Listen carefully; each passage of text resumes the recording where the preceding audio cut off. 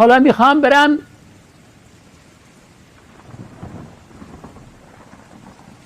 زحمت کشیدین اومدن توی برف بارون، دلم نمیخواست شما رو رها کنم. من حاج محمد حسین کیانی به من بگلو عمله قشقایی، ساکن فیروزآباد، زادشت فیروزآباد فارس. سن 85، تاریخ تولد 1295. بسم الله الرحمن الرحیم والعصر ان الانسان لفی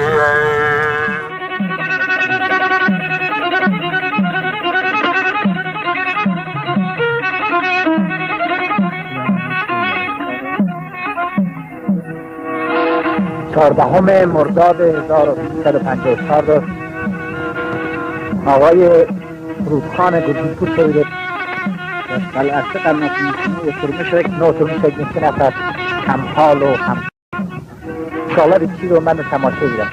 محمد حسین قشنگ ساعتی من میگلیر آقای رودخان نبی الان من شالی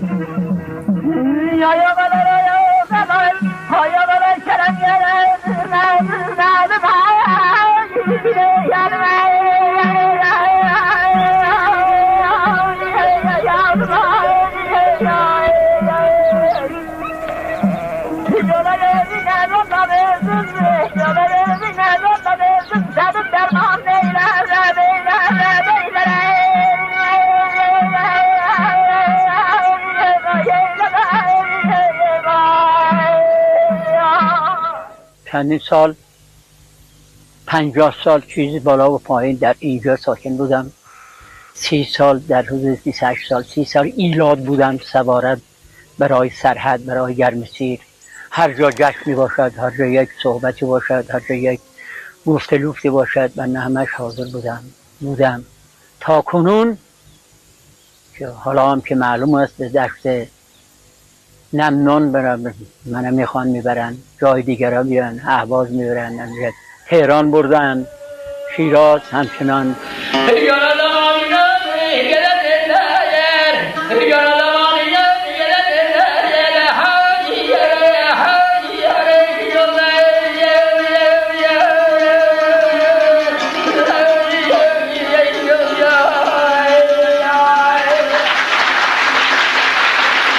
شش ساله بوده ناصرخان قشقایی عروسی میخونه، هیکلش قد نمیداره که آوران گذاشتن روی خونه، خونه اشایری باری میچینن و وقت بعد بالشتا رو میذارن روی بار، گذاشتن از اون بالای بار اونجا آواز خونده. از اون موقع مطرح شده و خودش میگفت که اشخاصی که میمدن به عروسی ایلخانی، پسر ایلخانی بود، ناصرخان پسر سلطان است، بارخونه می آوردن و سوغات می آوردن و هدایایی می آوردن، گفتن که این بار قند را بدید به این بچه که آواز خوند. اونو به من انعام دادن. من که 6 ساله بودم، بچه بودم، وقت طایفه من با مخیشهای من اومدن این قند را برداشت و اینا. و از اون موقع تاثیر گذاشته روش و بعد از اون مطرح شد اصلا و همیشه ادامه داده. از 6 سالگی ادامه داده تا 106 سالگی. 3 ماه روزگار بود عروسی ناصرخان قشقایی رو برپا میخواستن بکنن. قشقایی ها تمام وقتی که بهار شد اومدیم ارشد بار کردیم از چاه کازما، اومدیم برای افزر یک بلوکی از او برقیل انداختیم اینجا وقتی انداختیم من ارشد تمام این کناردان کورو، اون وقت چراغ که نبود در دنیا، چراغ که نبود، شمع بود، شمع روشن میشدن، لاله بود، میگفتن لاله. همچه عقل میرسید که هنوز یاد دارم اسم او آدم ها را. چادر به چادر میدویدم و براشون میخوندم و قند بابونی میدادم. چای 1 من 25,000.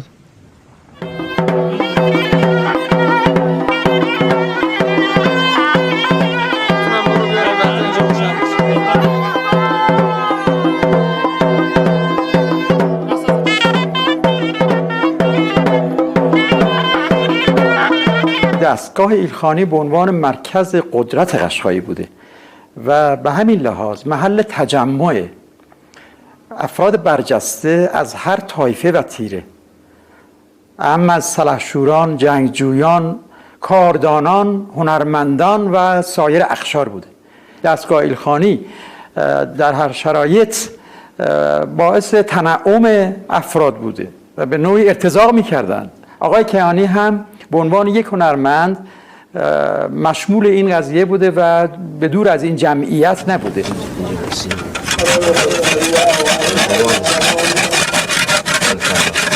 موسیقی قشقایی به طور کلی به چند بخش میشه نسبت داد.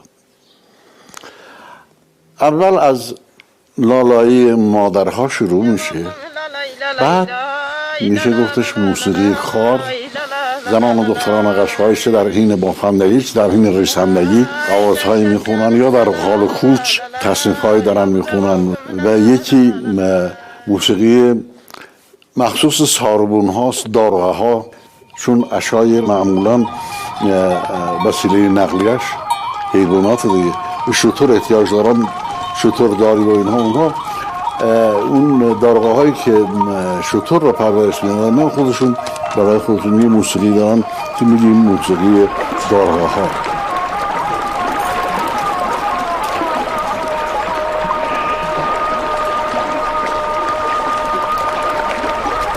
و بعد میرسیم به دسته چنگی ها که کرنا و سرنا میزنن. کرنا را برای بازی های رزمی،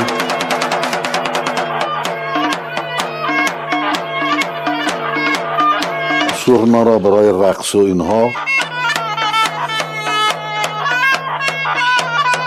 یکی از عمده‌ترین موسیقی قشقایی موسیقی عاشق هاست. Başının çadırası hinni sana qonan gelir.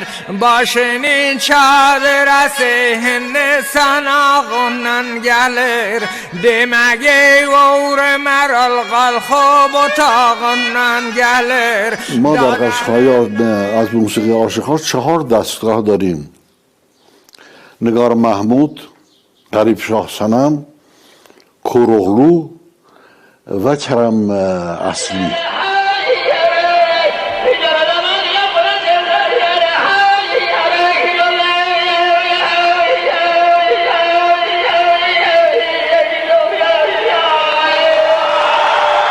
محمد حسین کیانی اشراف کامل داشت هم به آوازهای عاشق‌ها، هم به نواهای چنگی‌ها، هم به بخش موسیقی ساربانی. کمتر موسیقیدانی در ایل قشقایی هست که به هر سه این بخش رپرتوان یا کارگان یا این سه مجموعه اشراف کامل داشته باشه.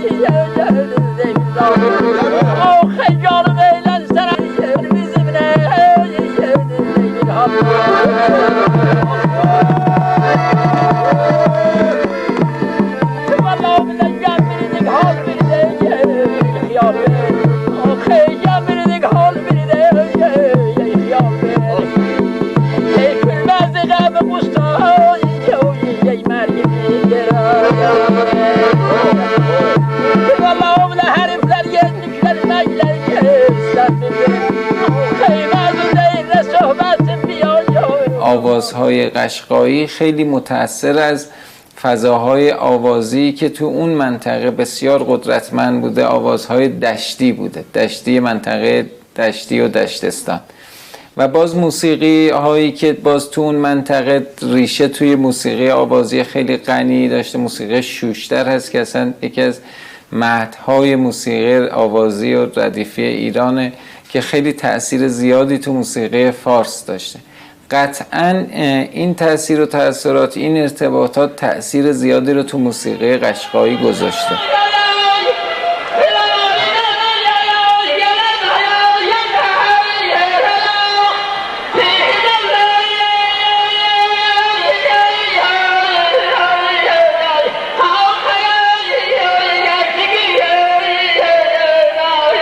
موسیقی قشقایی موسیقی یک قوم ترک زبان و ترک نژاد بوده. ولی موسیقی قشقایی چون که شباهتی به هیچ کدوم موسیقی ترکان دیگه نداره، از این جهت میتونیم اینو بدونیم ترکیبی از موسیقی های مختلف با پایه و جوهره اصلی موسیقی ترکی بوده که نه شبیه به هیچ موسیقی ترک زبان مناطق ترک هاست و نه شبیه به موسیقی فارس ها و اقوام دیگه توی فارس. Onun muallim yok oldum. İllerde mulla. İllerde mulla vardı. İllerde mulla vardı. Çakazıma da merkez Qaşqay büyük Qaşqayların xanlarıydı. Mesela Şeyh Habibullah Tehranlı gelmişti. Soladolu uşaqlarına ders verdi. Çakazmada biz onun yanına ders okurduk. Meclislerde ki her vakit büyük kimseleri meclisme, o halde zindeganlık vardı. Der zamanı ki o Qaşqaylık vardı o zamanlar. Doğru qonaqlıq varlarıydı, o xanlar tamam birbirine qonaq edirlerdi. Ben həmişə meclislerine vardım.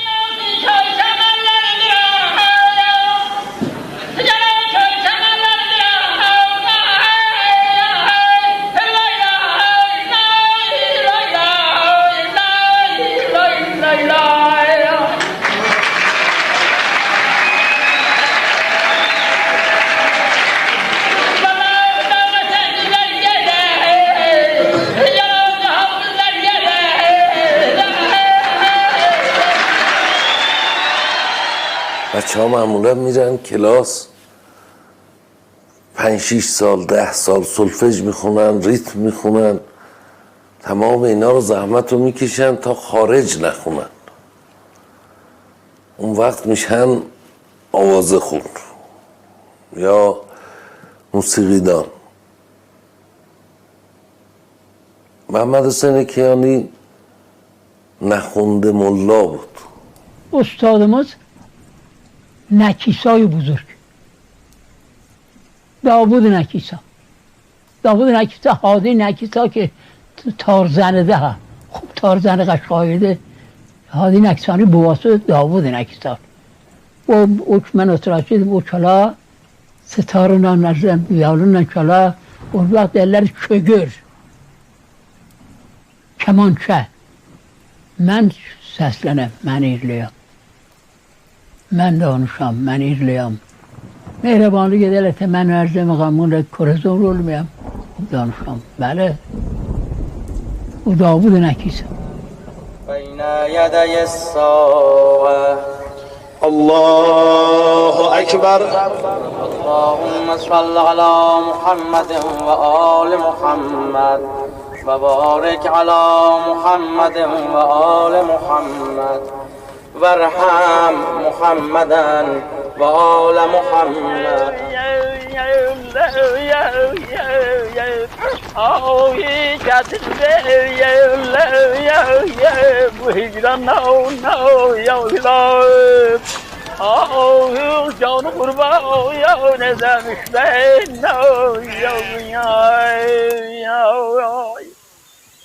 yara bilmezdim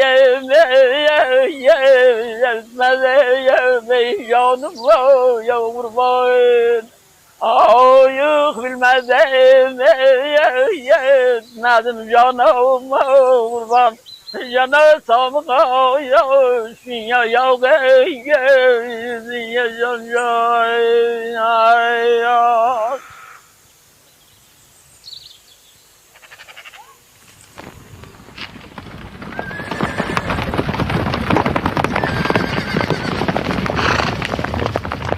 اون صدای مشک شنیده، صدای اسب شنیده، صدای گله گوسفند و بزغاله شنیده، اون صدای برنو کوتاه شنیده،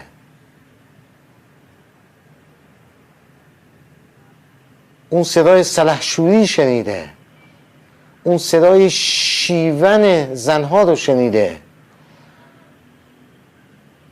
اون رقص هله‌ای دیده، اون چوب بازی غیورانه مردان رو دیده.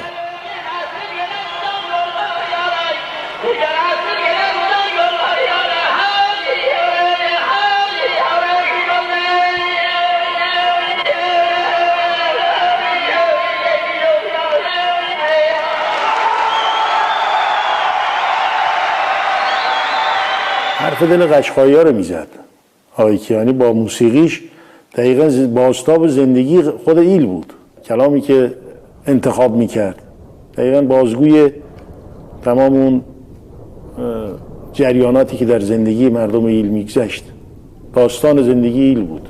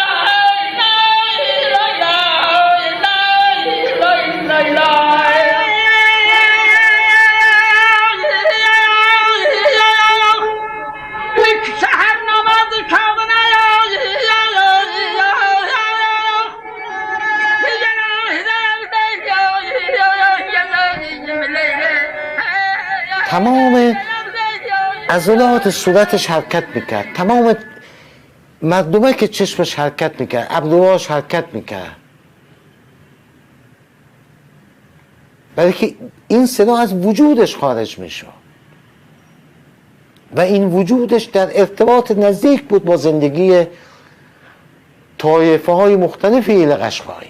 مثلا عرض میکنم میگه بشنو از نی چون حکایت میکند، از جدایی ها شکایت میکنند. این جدایی در قشقایی طبیعیه. موقعی که از گرمسیر بار میکنن ایل حرکت میکنن برای ییلاق با همان جمع میشن با هم میان، ولی منطقه ییلاق که میرسن اینجا باید متفرقه بشن. هر دو خانوار یا سه خانوار توی یک تنگه یا دره یا کوه برای که بتونن دامهاشون دامداری بکنن از هم جدا میشن. این جدایی ها قصه میاره دیگه و این قصه ها موسیقی میاره، موسیقی ساز خودش. و باز پاییز که جمع میشن دوباره برای گرمسیر با هم میشن خوشحالی ها را میاره. همیشه اینها این وصل و جدایی را همیشه دارن و این خودش در موسیقی تاثیر میذاره.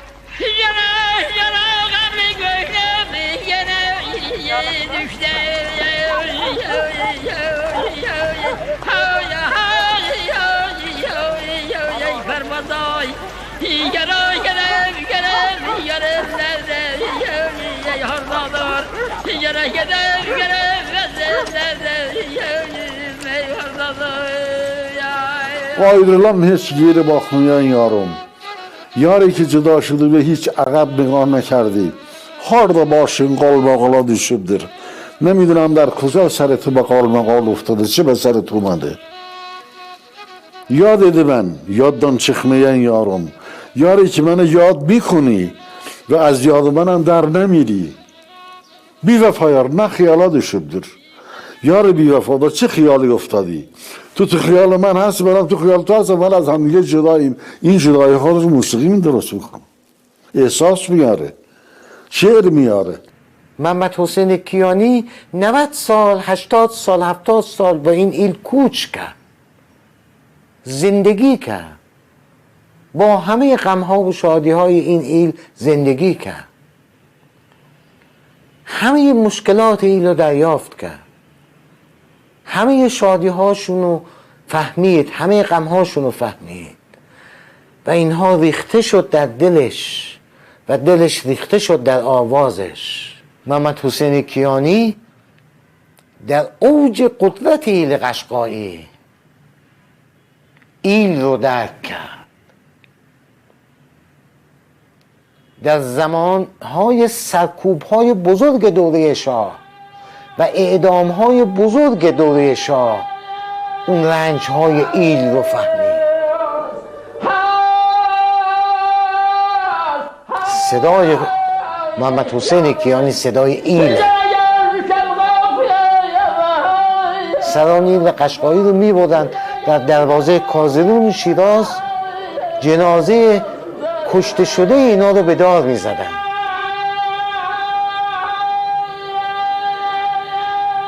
محمد حسین کیانی اینا رو دیگه، این کشتارها رو دیده که با این قدرت میخوان.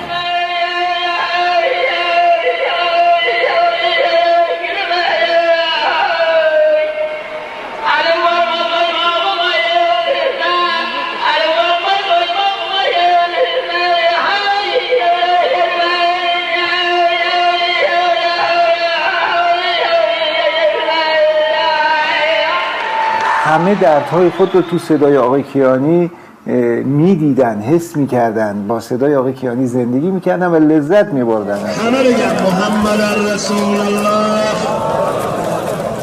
بذار زمین آقا، بذار زمین رو بر محمد و آل محمد صلوات بفرستید.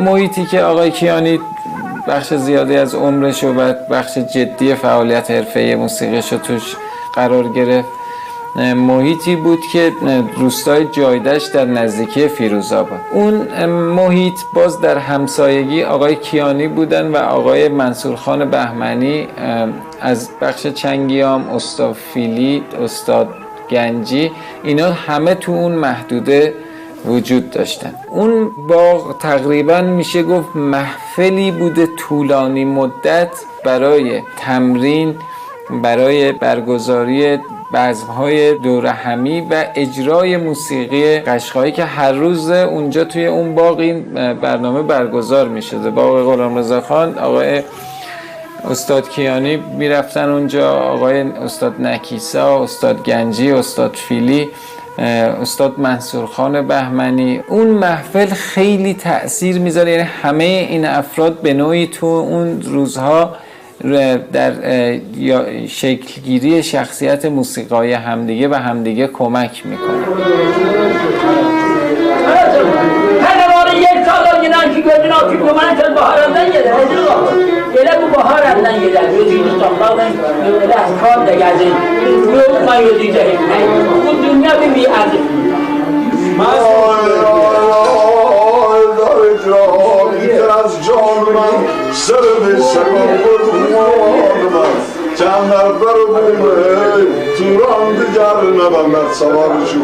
همون جوری که در زندگی ایل به سلاح و تفنگ احتیاج داشتن که از خودشون دفاع کنن در برابر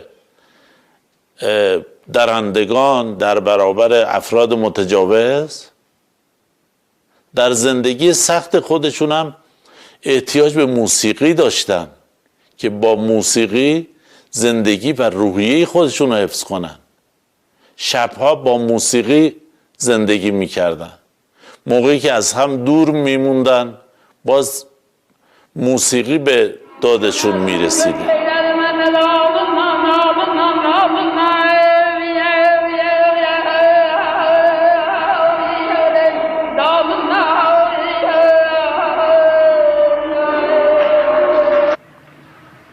بم بسیار قوی و مخملی، میدرنج یا بخش متوسط صدا باز کاملا قوی، و اوج یا صداهای نازک بسیار پرقدرت. این خصوصیتی هست که هر خواننده‌ای داشته باشه درخشان در هر نوع از موسیقی در جهان یا ایران. یعنی یک خواننده اگر این سه بخش آوازی رو داشته باشه به لحاظ قدرت صدایی کفایت میکنه. یک صدای تاریخ بود، یک صدای دوران بود. این صدا یک حماسه‌ای درش بود و یک به اصطلاح فضای منحصر به فرد مخصوص به خود ایشون هم در این به اصطلاح صدا بود که باز اینا به حسن تمام استادی ایشون اضافه میکنه. احساس پاک این آدم رو از صداش و نحوه اجرا کردن مقامات کاملا میشه پیدا کرد. انسان دگرگون میشه با گوش میده.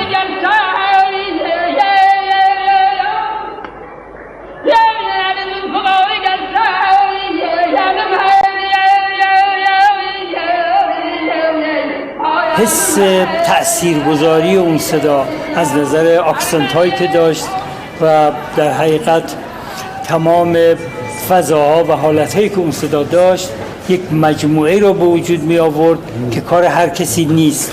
هر شخصی نمیتونه بتونه بیاد اینجوری بخونه. این احتیاج به یک سالهای خیلی طولانی داره که کسی در این رشته کار کرده باشه و به اصطلاح به این درجه از استعداد و به اصطلاح ژن و درک رسیده باشه که بتوانه به این سان و به این فرم به اصطلاح حس منطقه خودشو، جغرافیا و تاریخ و تمام مشخصات به اصطلاح منطقه‌ای خودشو و فرهنگی خودشو بتونه بیان بکنه. یکی از حسنای این صدا و این طرز خوندن وحشی بودن این صداست. میدونی، نه اینکه وحشی به معنای غیر قابل کنترل، کاملا صدا در کنترل خودشه، ولی از اون تکلف هایی که موسیقی شهری و خواننده شهری برای خودش داره و ردیف اون تکلف ها رو بر خواننده شهری به اصطلاح اعمال میکنه، اینها از اون بیرون، از اون دایره بیرون هستن. اون میراث گذشتگان رو به روایت خودش تکرار کرده. وقتی شما یک میراثی رو که بهت رسیده به روایت خودت تکرارش میکنی، این یک نوع خلق دوباره است، چون عین قبلی نیست، چون از فیلتر وجودت عبور کرده. روایت تو هست از یک میراث دیگه که داشتی بهت رسیده. این یک نوع خلقه، یک نوع ایجاد دوباره است.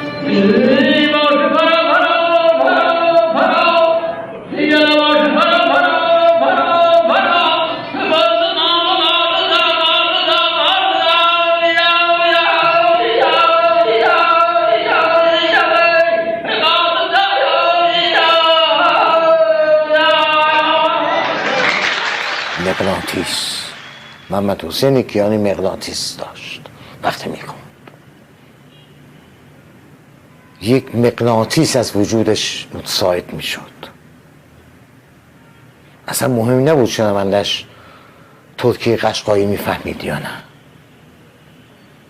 وجناتش، کلامش، حرکاتش موقع خواندن یک سحری ایجاد میکرد. مجنون جنبازی مهنتم منو یا مجنون که مزایم و بیدبا یا درد می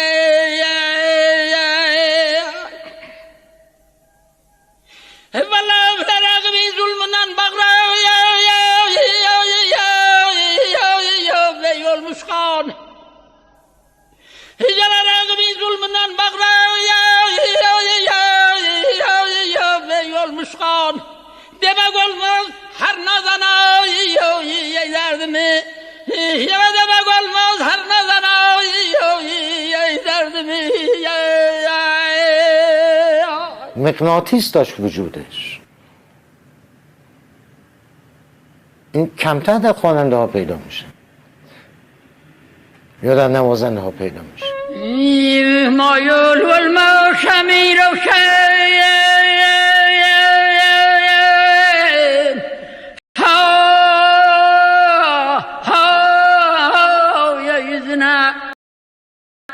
یار دوستن یادران و تهایی سلامور یار دوستن یادران و تهایی سلامور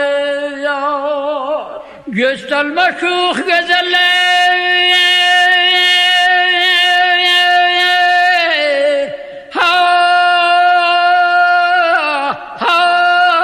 های بیوزنه جنادنی موریا رخنه سلام نور جلادری ایمان یا رخنه یا سلام یا گل من نه حوالال روزه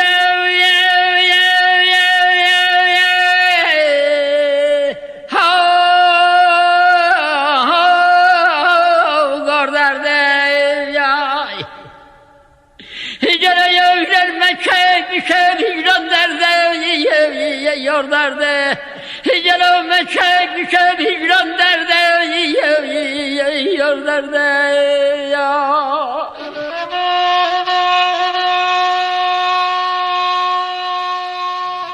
محمد حسین کیانی یک آرتیست بود به تمام معنا.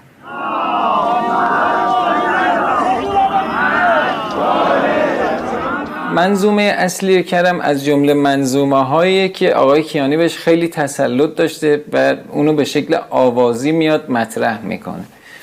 یعنی به این شکل که این منظومه ها در بین همه کشورهای ترک زبان و بین تمام ترکان جهان مشترک و موجوده. منظومه های مثل اصلی و کرم، کروغلو، غریب و صنم، محمود و نگار، زهره و طاهر و اصلی و کرم یکی از عاشقانه های معروف باز بین ترکان کشورهای مختلف بوده. وقتی یه رسمی که قابلر گهترده که گلده دردن گلده یک کده صوفو kakar. Abin yanına. Sazı bir. Aslım köç eyledim ben dalından.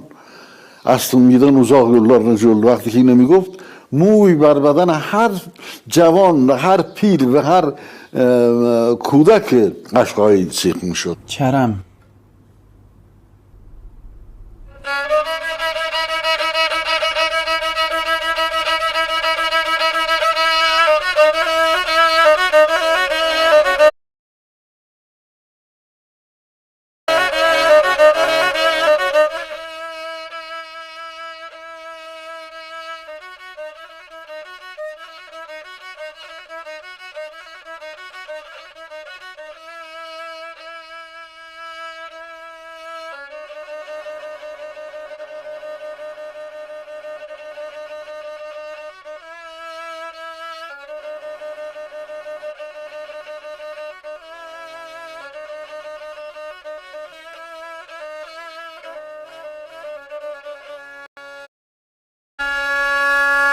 اون کرمی که روایت آذربایجانی هاست از لحاظ موسیقی در دستگاه بیات ترک اجرا شده.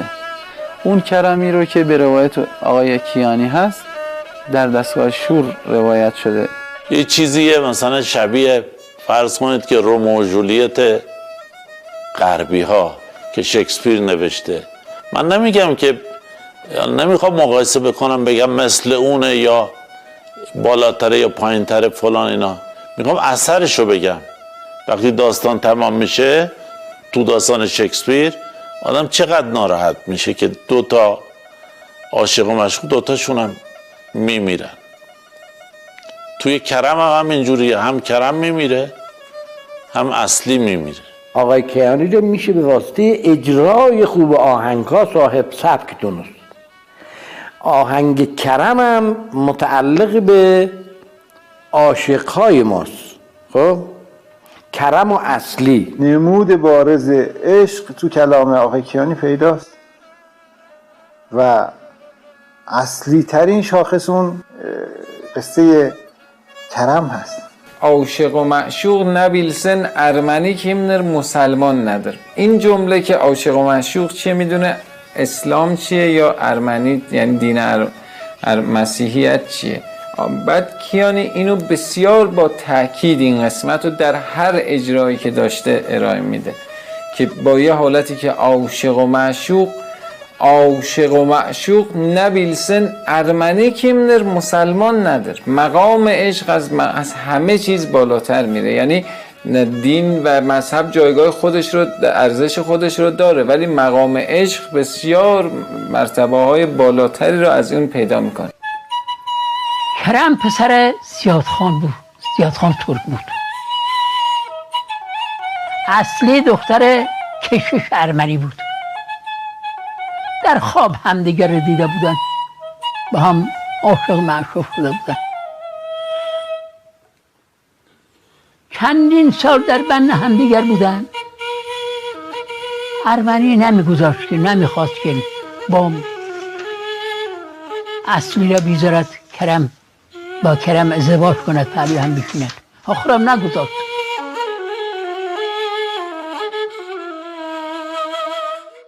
یاددو شدم عجب گردم دیشimi خوابیده بودم چه خواب خوشی دیدم تارم düz getiren benim işimi این عارفانه از خدا جور بیاره کار منو اصل دیگر جانımla başımı اصلی میگه من جانم را بسرم و کرم گلن یولا قربان میلرم به راه کرم قدم میذاره در اون راه نثار میکنم. آقای کیانی بدون کرم آقای کیانی نیست و کرم بدون آقای کیانی کرم نیست. وقتی میگه اصلم که شیلا من ندالنن انصافا اصلی رو میبینه که کوچ کرده و این هم به دنبالش راه میفته و این گشتن اصلی به دنبال اصلی گشتن تا آخرین لحظات عمرش تا پایان عمرش به دنبال اصلی بود.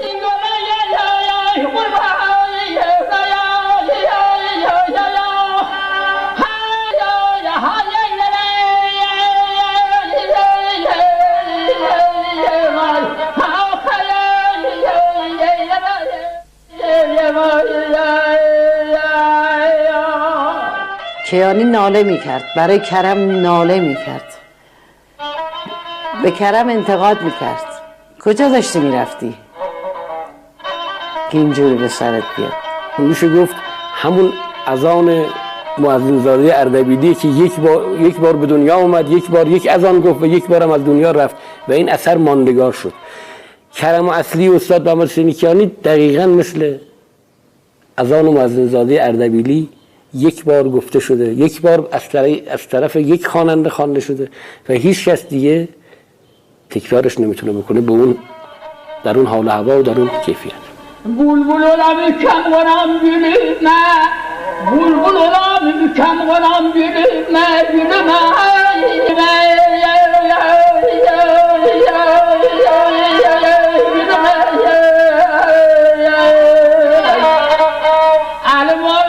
Əlim var ver oynağıma yerləmə Əlim var oynağıma yerləmə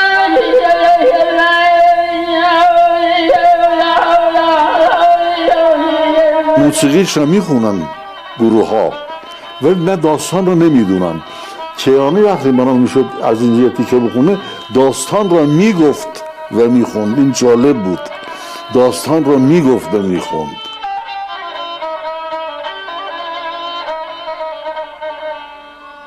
اول میخوند و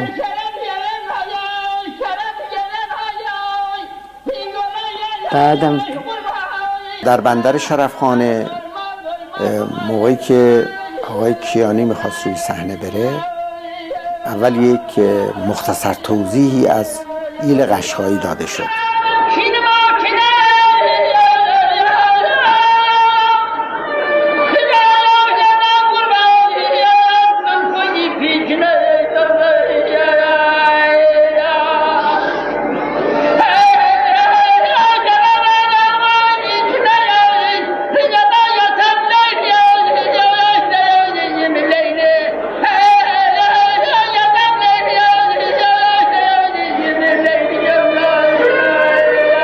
که آقای کیانی این گرایلی و کرم را در اونجا ارائه دادن باور کنید 5 دقیقه کف زده میشد و بزرگان اون جلسه همه اینها بلند شدن رفتن رو سن و لحظه‌ای دست زدن کف زدن ها قطع نمیشد.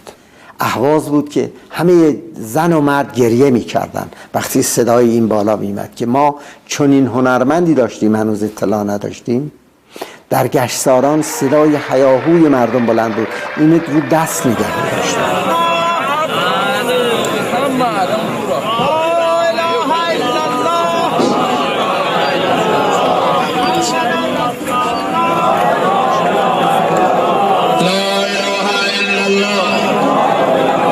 دوره شاه سعی کردن قشقایی‌ها رو یک جانشین بکنن، برایشون خونه ساختن. اینا گوسفنداشون رو میبردن تو خونه ها میخوابیدن، خودشون میومدن بیرون چادر میزدن. نمیتونستن زیر سقف زندگی بکنن. یعنی خونه هایی که ساخته بودن شده بود آغل گوسفنداشون، خودشون میومدن بیرون میخوابیدن و آسمون رو میدیدن تا بخواب. آقای کیانی اومد فیروزآباد رو انتخاب کرد، نزدیک فیروزآباد. امروز ایلی نمانده، یا در روستاها یک جانشین شدن یا به شهرها پناه آوردن یا در حاشیه نشین ها و بیغوله های اطراف شیراز سکنا گزیدن. ایلی نمونده از قشقایی بزرگ. ایل سرکوب شد و تتمش تراشیده شد. مثل رنده در این سال ایل رو دیگه تراشیدن، صافش کرد، از ایل چیزی نماند. وقتی از ایل چیزی نمانه کسی مثل محمد حسین کیانی دیگه بالا نمیاد. محمد حسین کیانی محصول ایله، محصول ایل قشقاییه. ایل قشقایی هست که امثالی مثل محمد حسین کیانی رو تولید میکنه. وقتی این ایل نباشه و اون افتخار و غرور نباشه کسی دیگه مثل محمد حسین کیانی تولید نمیشه. توی حلبه آبادای اطراف شیراز کتسفس، میدونین کجاست؟ ها؟ میدونین چند هزار قشقایی تو کتسفس زندگی میکنن؟ اونجا محمد حسین کیانی به وجود میاد تو کتسفس شیراز.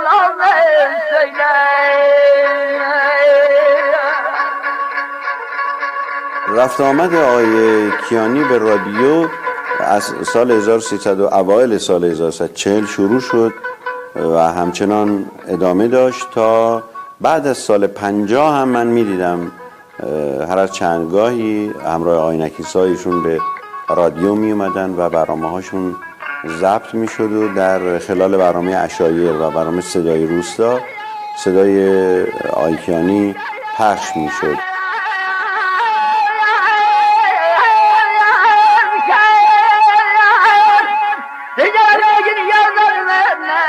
همون اجرای برنامه از رادیو شیراز باعث شد که صدای این در همه جا پخش بشه و این خودش باعث شد که مردم هم با ایشون و هم با صدای ایشون آشنا بشن.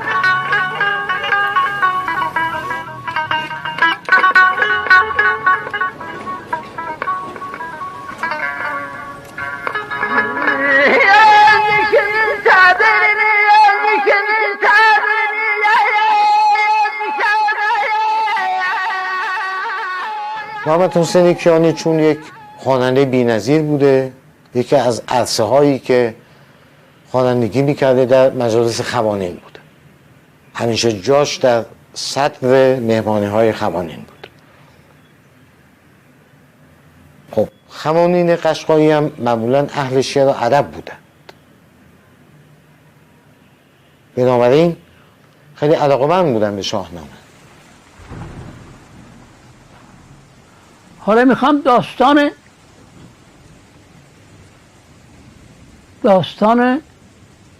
رستم اسفندیار را براتون بگم. کی گفت دست برو دست رستم ببند، کی گفت دست برو دست رستم ببند، مبندد برا دست چرخ بلند.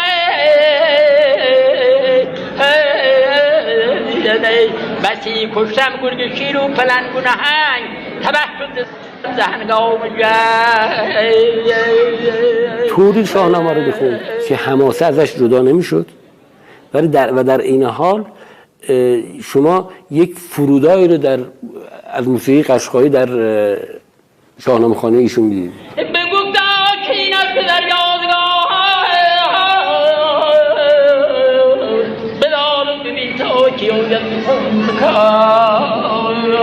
در مقایسه با مکاتب شاهنامه خوانی در جنوب کرمان که نزدیکتر هست به ایشون و در منطقه لرستان بسیار متمایز است. این دو منطقه مجاورش هست که و حتی در منطقه یاسوج هم ما داریم، در منطقه بوی رحمت، که اونجا هم شما نمیتونید این نوع شاهنامه خوانی رو ببینید. من به نظرم شیوه شاهنامه خوانیش کاملا ویژه به خودش هست. بلو گفت و هومان کلک کارزار رسیدست و رستم به من چند بار بدین رخش ما آمد همی رختو ولیکن ندارد پیم بختو. محمد حسین کیانی یه خواننده حرفه‌ای بوده که شاهنامه هم میخوانده، از آن هم میگفته، تلاوت قرآن کریم هم میکرده به عنوان خواننده حرفه‌ای.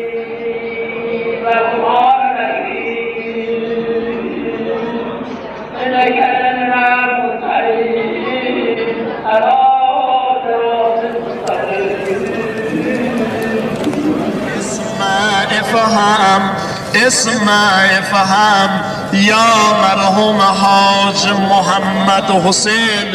هر موقع که فکر edem به موسیقی قشقایی بلافاصله bunun tahrirləri, bunun o haləti bunlar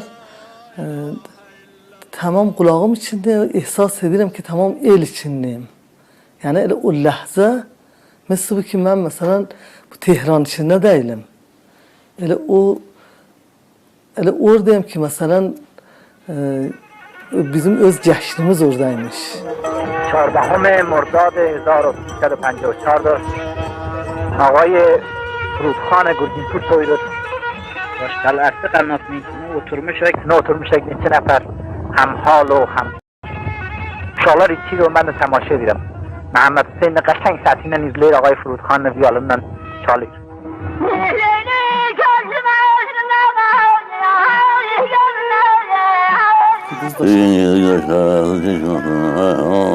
Kabanozda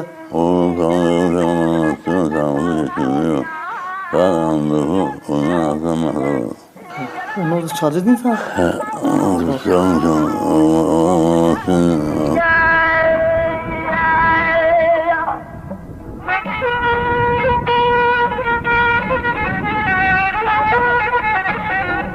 تابستون 54 عروسی فرود همه جمع بودن، استاد گنجی، استاد نوروز، چند تا از عاشقا بودن، عاشق احمد.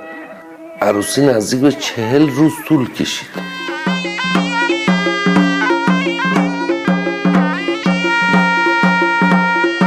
دشت بسیار پهناوری، نزدیک به 300-400 هکتار فقط چمنه. همه قشقایی ها اونجا هم دیگه رو دیدن. طبعا توی همچین عروسی تمام موسیقیدان ها و تمام کسایی که اهل موسیقی بودن هم جمع شده بودن و اون روزی که این نوار ضبط میشد خوب یادمه، فکر کنم ساعت 3-4 بعد از ظهر بود، رو چشمه قلعه سنگی بود. ما از فضای عروسی 10 کیلومتر دور بودیم، چون تو همه عروسی نمیشد نوار ضبط کرد. ضبط صوتای اون موقع هم یه کاست بود و سلام. بعد از 1 ساعت یواش یواش اونجا لو رفت. آقا از عروسی خبردار شده بودن که همه رفتن سر چشمه قلعه سنگی. تقریبا نزدیک به غروب که بود ما دیدیم پدرم پیغام فرستاده ما عروسی هایی بخواستین اونجا بگیریم میرفتیم اونجا. همه جمعیت کشیده شده بودن به سر قنات.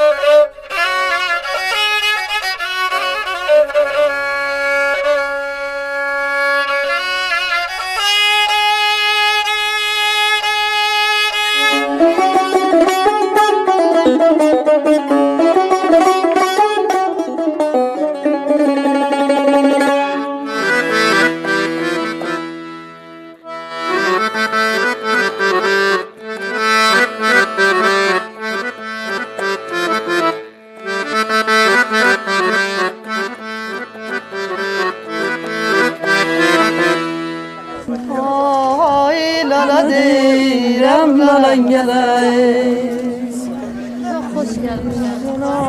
ای بزایون لنمینگلای